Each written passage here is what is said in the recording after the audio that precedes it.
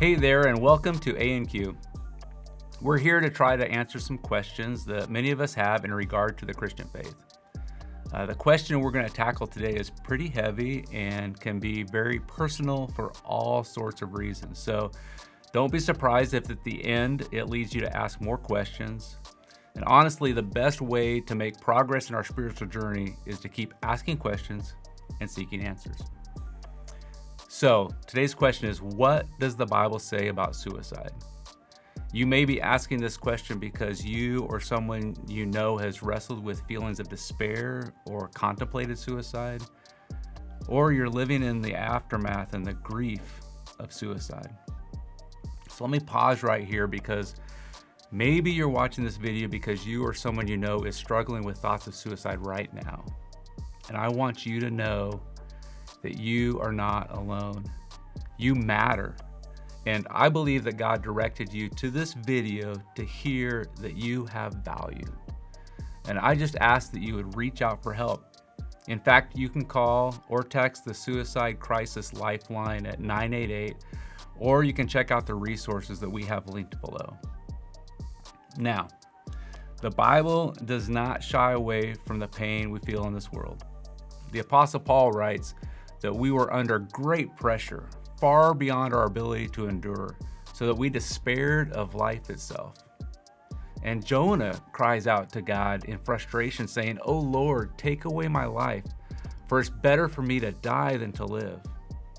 And the prophet Elijah was fearful, depressed, and he longed for death. And these few examples are just scratching the surface. The truth is, these kinds of feelings of being stressed, weighed down, fearful, overwhelmed are just a part of this life. But in the face of distress and despair, the Bible offers hope, and that hope comes through Jesus. In fact, Jesus says to everyone who is struggling in this life, he says these words, "Come to me, all of you who are weary and burdened, and I will give you rest. Take my yoke upon you and learn from me, for I am gentle and humble in heart, and you will find rest for your souls. For my yoke is easy and my burden is light." It is through Jesus that we can find comfort, understanding, and life. Far too often we seek fulfillment from sources that really just fall short, and it leaves us feeling empty. But what the Apostle Paul learned, that although he faced pressure that was beyond his ability to endure, the Lord can bear all things. He even raised from the dead. You see, the same God who raised Jesus can help us when we turn towards him. No matter what we're facing, not only that, but the book of Hebrews encourages us that Jesus knows exactly what we experience. It says that Jesus can empathize with our weaknesses. He has even been tempted in every way, just as we are. And it goes on to say that we can approach God, his throne, with confidence, and that he will help us in our time of need. In other words, we can find comfort because we have a God who understands our experiences in this life.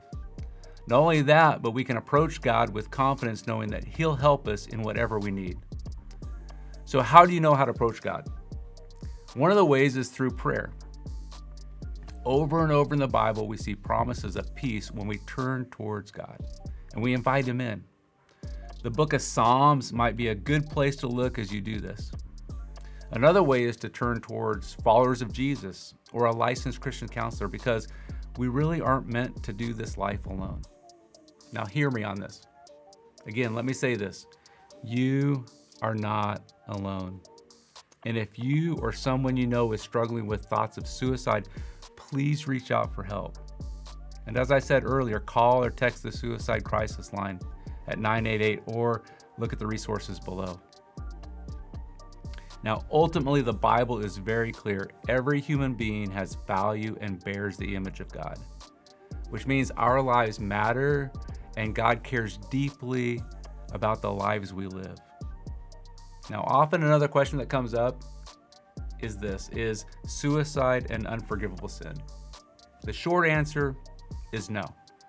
What determines our standing with a holy God is whether or not we've received His grace and surrendered our life to Him. Now, I know this has been a heavy topic, and thanks for sticking with me. And I can only imagine that this brings up so many other questions about all sorts of topics. So if you want to keep diving into the Christian faith, I'll point you back to other A&Q videos that we've done. It might be a great place to start as you seek answers to whatever questions you might have. We'll see you next time.